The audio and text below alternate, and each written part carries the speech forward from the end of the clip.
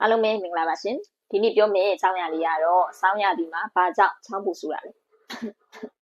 ဆောင်းရာသီမှာချောင်းပူဆိုရဲဆိုတာကနာတာရှိလေပြွန်ရောင်ရမ်းတဲ့သူတွေပြီးတော့ပန်းနိုင်ရင်ချက်ရှိတဲ့သူတွေမှာပိုဖြစ်လိမ့်ရှိပြီးတော့ virus တွေနဲ့လက်မတက်ရာတွေကြောင့်လည်းဖြစ်တတ်တယ်ဆိုတာကိုအခုဗီဒီယိုလေးမှာရှင်းပြပေးသွားမှာပဲဖြစ်ပါတယ်ရှင်ဆောင်းရာသီကအင်းမြမှုတစ်ခုလေးကိုပဲယူဆောင်လာတာမဟုတ်ပါဘူးသူနဲ့အတူချောင်းဆိုးခြင်းတွေကိုပါတည်ဆောင်လာတတ်ပါတယ်ရှင်ဆောင်းရာသီမှာဆိုရင်ချူရှာရတဲ့လေကပါ6သွင်းနေတတ်ပါတယ်ဒီည6သွင်းနေတဲ့လေတွေကကျမတို့ရဲ့သက်ရှူလမ်းကြောင်းကိုပါ6သွင်းရရန်စီပြီးတော့ချောင်းဆိုးတာတွေ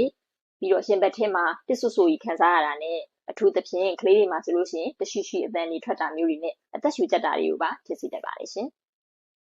ဒါက asthma လို့ခေါ်တဲ့ပန်းနာရင်ကျက်နဲ့ COPD လို့ခေါ်တဲ့နာတာရှည်လေပြွန်ရောင်ရောဂါရှိတဲ့သူတွေမှာပိုဆိုးတတ်ပါတယ်။ဒါကြောင့်လဲဆိုရင်သူတို့ရဲ့အသက်ရှူလမ်းကြောင်းကတာမန်လူတွေထက်စာလို့ရှိရင်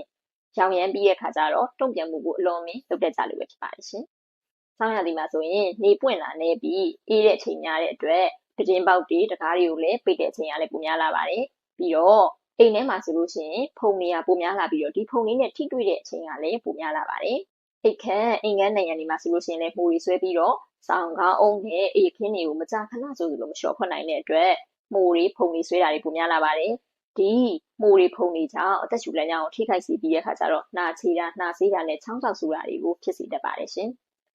နှာစေးတာကပြင်ုံတွေမဟုတ်ဘဲနဲ့အတွင်းမှာပါစေးနေတာကြောင့်ချောင်းဆူတာကိုပိုအားပေးရတယ်ဖြစ်ပါတယ်ရှင်